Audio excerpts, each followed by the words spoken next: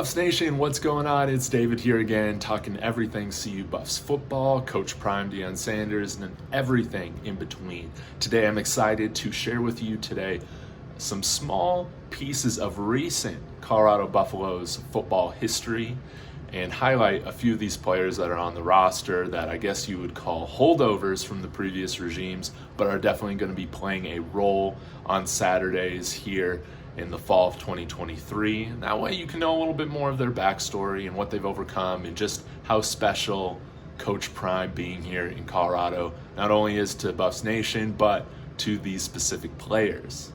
But of course, before I get started, just wanted to say again, thank you for all the thoughtful, incredible engagement we've had on this channel. And I just started this to work on my presentation and speaking skills, and this has become a lot more than I had imagined. So we're on our way to 1,000 subscribers. So if you could go ahead, hit that subscribe button, hit that like button, that's gonna help push out this content to other Buff or Coach Prime fans. That will mean a lot. And leave a comment. What are your expectations for these players in the 2023 upcoming season?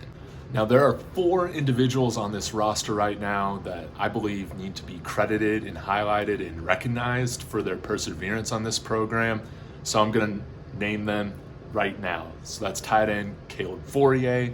You have outside linebacker or defensive end Devin Grant. You have wide receiver Montana Lemonious-Craig. And then you also have starting left tackle Gerald Christian-Litchenhan. Now, Guy Thomas might come back. Seems like that's a little up in the air. He's an inside linebacker, but for right now, let's just go with those 4. Now, what makes this group of 4 so special is really they're the only remaining players out of the 2020 recruiting class that was recruited by Mel Tucker and his staff. And I touched on this a little bit in the more extensive recent Colorado Buffaloes history video, so please go check that out if you're wanting some more information on kind of where this program's been the last 20 years. But 2019 was a special year, having Mel Tucker come in here, take over from Mike McIntyre, and Mel Tucker recruited his butt off. I believe the composite ranking in 24/7 for the class was 36, which is one of the highest that we've had in the program. And there were big time players that were brought in to really start building something special here in Boulder. Now, the highest rated recruit was Ashad Clayton, running back. He ended up transferring to Tulane, but you might recognize Christian Gonzalez, defensive back, who later on transferred to Oregon. He played 2 years here in Boulder. He might even be a first-round draft pick this year. Or son of Jerry Rice, Brendan Rice, who transferred to USC last year, and he will also be an NFL draft pick this spring as well. But aside from that, you've seen a lot of guys transfer out of the program, and you might ask, well, what happened? Well, I can't imagine a more chaotic way to start your collegiate career than to sign on National Signing Day on January 5th, 2020, and then literally a week later have your head coach leave, and all of a sudden the man you signed to play football for is no longer with the university even before spring practice hit. I can't imagine a more chaotic way to start a collegiate career. And there were a lot of weird factors that led to this. Of course, Michigan State's longtime head coach, Mike D'Antonio, he retired, I think after 13 or 14 years coaching Michigan State, and this was after National Signing Day. It's really crummy how it all played out.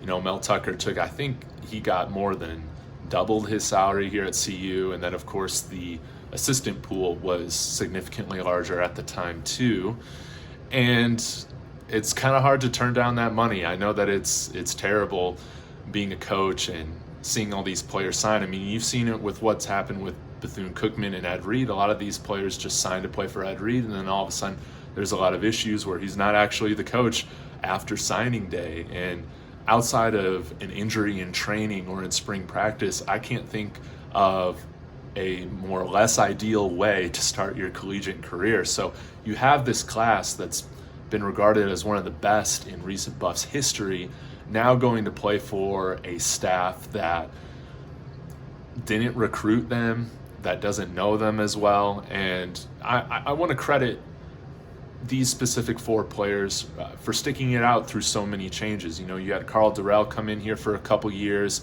Then we had Mike Sanford as the interim head coach this past year after Durrell was fired after the first few games. They've been through a lot. And just thinking about these players, they came in here believing that they were going to be the cornerstone class in building something special. And really what they got was subpar coaching, a losing culture, and a bad environment. Now, these players, Fauria, Grant, Lemonious-Craig, Christian-Litchenhan, like these guys have stood out on the field even throughout all the hard times. They have stood out, and I'm really excited to see what this kind of quality coaching staff does with them. So just know when you see them on the field in 2023, 3 years ago, this is what they thought that they were getting to some extent, that they're going to be playing contending football that matters in the fall. And now they finally get it. Some of them still have a couple years of eligibility left, which is fantastic. Just wanting to say, you will see these 4 players on the field because they have played significant roles. Fauria, he will be used as one of the main tight ends. Grant, you're going to see on the field on special teams too. Montana, Lemonious-Craig, he's going to be, in my opinion, one of the starting wide receivers along with Travis Hunter and Jimmy Horn. And then Christian-Litchenhan, Tank, of course, he's going to be the starting left tackle. So when you hear those names, just remember that these men deserve a lot of credit for their resilience, for sticking through all the terrible changes that have happened here, signing here with an expectation that the program was going to grow into something that was taken away from them for some of them a week later.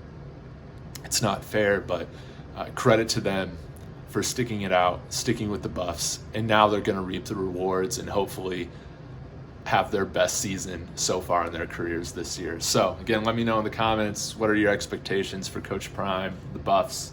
What are your thoughts on some of these players? I know specifically I'm very excited to see what Montana and Lemonious-Craig does this year with Deion Sanders. But let me know in the comments. Let me know if there's any other things you want to see covered in recent Colorado Buffaloes history. I think I might do a video later on summarizing the COVID season of 2020. So thanks again. Like, comment, subscribe. We're on our way to 1,000, and Go Buffs.